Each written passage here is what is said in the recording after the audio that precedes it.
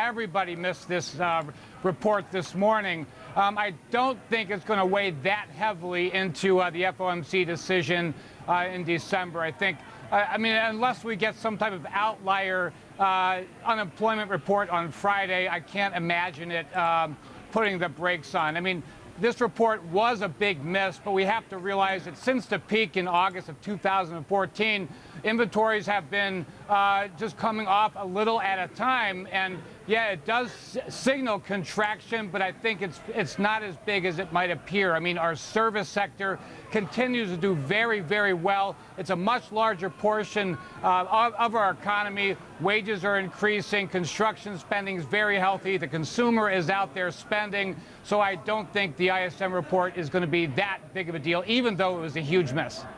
Larry, did we see much of a reaction on the market? Because I'm just looking at those indices at the moment, and certainly does seem like it's shrugging it off at the moment, despite that disappointing read.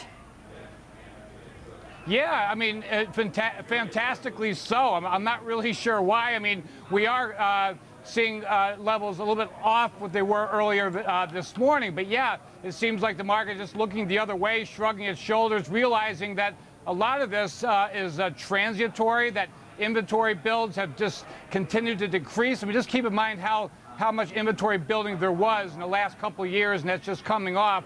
And clearly, the energy sector, the agriculture sector have been horrible this year, but I think people feel like it's bottoming out right now.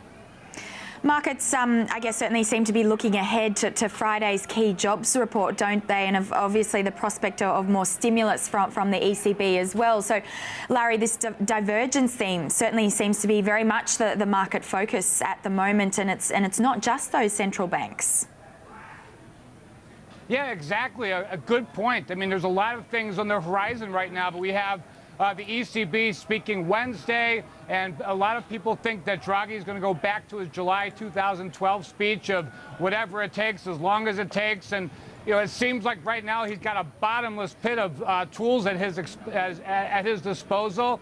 It's a foregone conclusion that the euro will continue to decrease against the U.S. dollar. That's a wonderful thing for their export sector, energy, obviously, but that combined with the fact that people feel like our unemployment report is going to perhaps see a 4 handle in our unemployment rate, job ads of at least 200,000. It seems pretty stable at the moment, even though on the outlier there are a lot of things we should be worried about.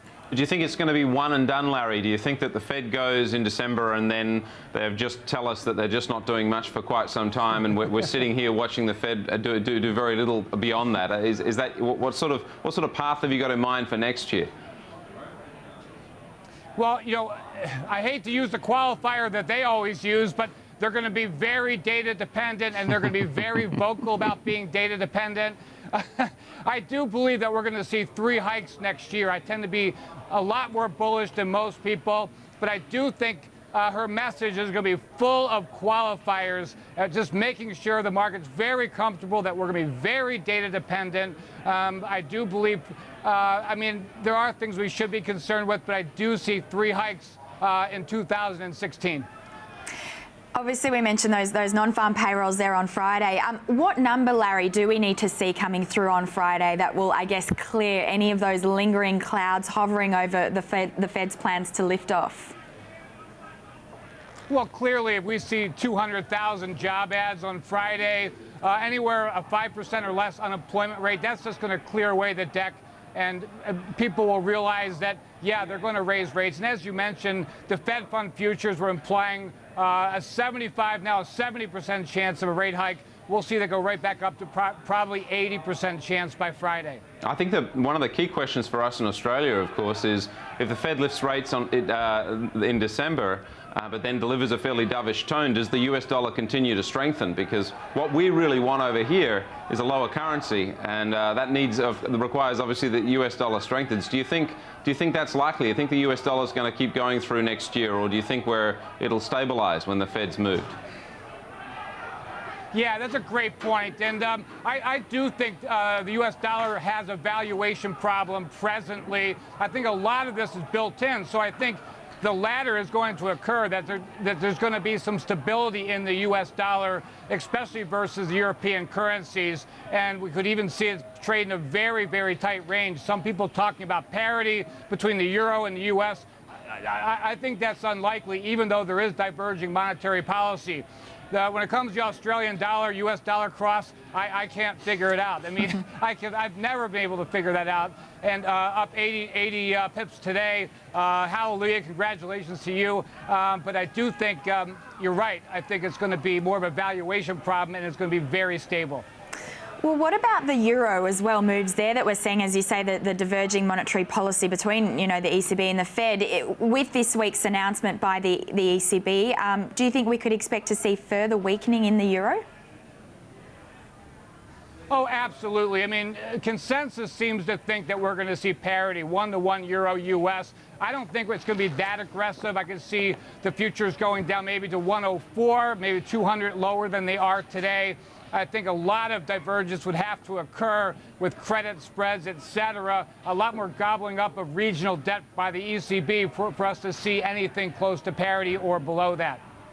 Of course, we also have Janet Yellen speaking this week, don't we? So there's so much for markets to be looking out for, but making a speech on Wednesday and that testimony before Congress on Thursday. Do you think we can expect to see anything significant or interesting coming out from those speeches?